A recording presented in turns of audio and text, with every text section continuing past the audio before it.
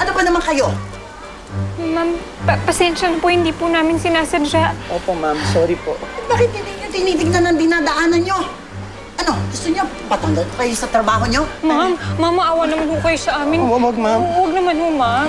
Asan ang supervisor? Ma'am, bago lang po kami dito, ma'am. Huwag yun naman kami isumbong, ma'am. Nakikiusap lang po kami, please. Well then, next time, mag-iingat na kayo.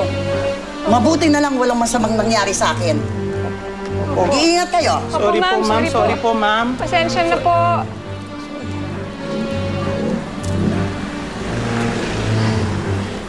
Naku, Mimi, baka isumbong tayo. Ikaw kasi.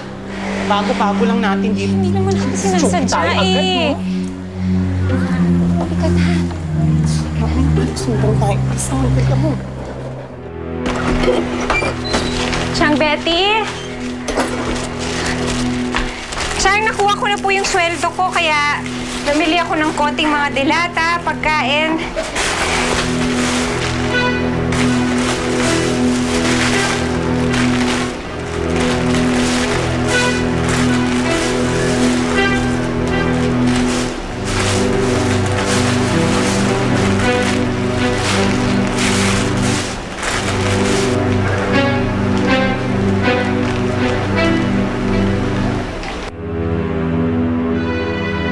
Mag-ingat ka dun sa ungas na yun. Kulang na lang, maglaway, hawa ng ating sa'yo. Huwag ka mag-alala. Kaya ko naman protektahan ang sarili ko eh. Hindi ko yan ninakaw. Napunat ko lang yan dito. Ba't ka nagagalit? Ba't ka sumisigaw? Ninakaw niya ipid ko. Coach is bad. Alam mo naman kung anong kondisyon ng mga estudyante dito, hindi ba? Kaya dapat alam mo kung paano sila tratuhin. Pinapangarap na gusto ko siyang makasama.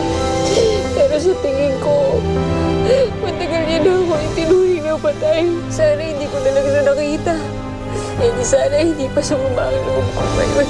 Thank you nga pala sa pagligtas mo sa anak ko, ha. Hindi lahat ng kagaya mo ay handang masaktan para sa ibang tao. Kung papayag ka sana, gusto sana kitang kunin maging yaya ni Angelica.